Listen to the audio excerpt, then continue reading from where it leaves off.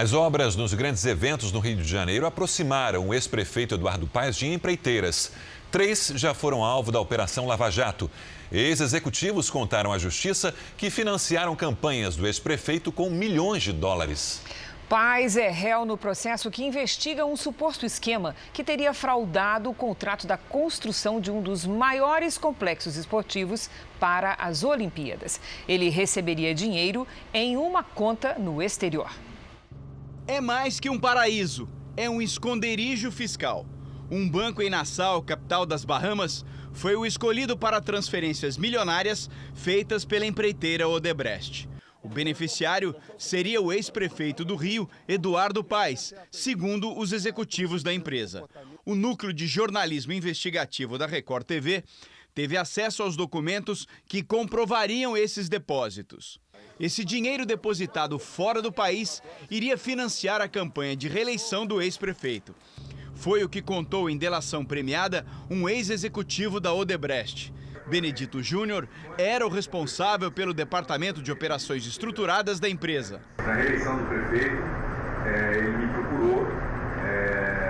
Obviamente era uma eleição de renovação de termo, mais competitiva. Ele fez um pedido maior na época. Eu achei o valor um pouco fora, mas tendo em vista a projeção de negócio que nós tínhamos no Rio de Janeiro, achei que deveria fazê-lo. A presença da Odebrecht é constante na trajetória de Eduardo Paes na Prefeitura do Rio. Essa relação de interesses começa em 2008, quando o ex-governador Sérgio Cabral faz a aproximação entre o candidato e a empreiteira. É nessa época que Eduardo Paes ganha o apelido de Nervosinho nas planilhas da empreiteira. Segundo Benedito Júnior, foi Paes quem pediu dinheiro para a campanha. Teriam sido 2 depósitos para a eleição de 2008. 4 anos depois, os valores teriam sido multiplicados. Nós encontramos no sistema pagamentos da ordem de 11 milhões e 650 mil reais em espécie no Brasil e 5 milhões e 500, 5 milhões e 750 mil dólares feitos no exterior com 2 contas. Os delatores contaram que era Pedro Paulo, atual deputado federal, quem cuidava do Caixa 2. No Brasil, os pagamentos, sempre em espécie, teriam sido entregues em 2 endereços indicados pelo então secretário da Casa Civil. No exterior, segundo a Odebrecht, a coordenação também foi feita por Pedro Paulo. O Pedro Paulo me avisou que estava mandando uma pessoa me levar outros pagamentos para eu fazer. Eu recebi um envelope e um desses valores era um depósito no exterior, somando 5 milhões e 750 mil dólares. Eram 2 empresas, 2 contas correntes. O dinheiro saiu de um banco em Portugal direto para uma filial da instituição financeira nas Bahamas. Nesses comprovantes, o beneficiário é o Waterford Group, que recebeu 2 milhões de dólares, mais de 10 milhões de reais.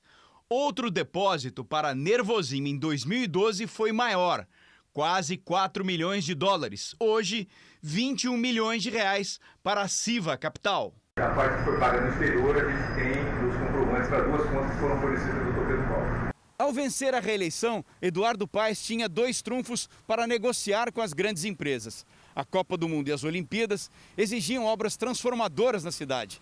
É nesse momento que o ex-prefeito vira protagonista na relação com as empreiteiras. Foi o que aconteceu na construção do complexo de Deodoro, que recebeu 11 modalidades olímpicas. A suspeita de fraude nas obras feitas aqui levaram Eduardo Paes ao primeiro indiciamento por corrupção passiva. Segundo o Ministério Público Federal, o ex-prefeito intermediou a criação de um consórcio de empreiteiras, fraudando um atestado para erguer o complexo esportivo. Segundo os procuradores, Eduardo Paes já havia planejado a escolha da empresa, direcionando o resultado da concorrência pública. A Queiroz Galvão se habilitou e a Queiroz Galvão não tinha um atestado de construção para construção de arena multiuso. Só quem tinha esse atestado era a OAS. Tá? Então, aí a OAS foi chamada a compor um consórcio com a Queiroz Galvão só para emprestar esse atestado de construção de arena. né? Então, isso por si só já é uma fraude. Na mesma obra, um escândalo ainda maior. A retirada de entulho para construir as arenas teria sido superfaturada. A previsão era de 1 milhão de toneladas de terra. Já no decorrer da obra, ela dobrou, ela foi para 2 milhões de toneladas. E por esse serviço de transporte e descarte desse material, a União teria que pagar quase 130 milhões de reais. E quando a CGU foi fazer uma auditoria na obra, logo nos primeiros passos da investigação, ela constatou que esse material não foi descartado. E as irregularidades nas obras, que custaram 647 milhões de reais, não param aí. Para justificar o transporte de tanto resíduo, o consórcio teria falsificado assinaturas de caminhoneiros. O marido dessa mulher foi usado como laranja. Ele se assustou de cara porque, ele não assinou aqueles papéis. Aí ele foi e mostrou a habilitação, a assinatura dele, ele assinou para poder mostrar tudo direitinho. Foi onde viram que realmente não era a letra dele. Em depoimento ao Ministério Público Federal, o homem, que é motorista profissional, disse que nunca trabalhou em Deodoro. Parte do dinheiro destinado ao serviço de terraplanagem foi bloqueado pela Justiça. O que ainda não foi possível rastrear é a montanha de terra retirada de Deodoro. O fato é que a gente não sabe até hoje onde esses 2 milhões de terra foram parar. A empreiteira Odebrecht informou que colabora com a Justiça. A OAS disse que fechou acordo de leniência e que está à disposição da Justiça para prestar esclarecimentos. A empreiteira Queiroz Galvão, o ex-prefeito do Rio de Janeiro, Eduardo Paes, e o deputado federal Pedro Paulo não retornaram o nosso contato.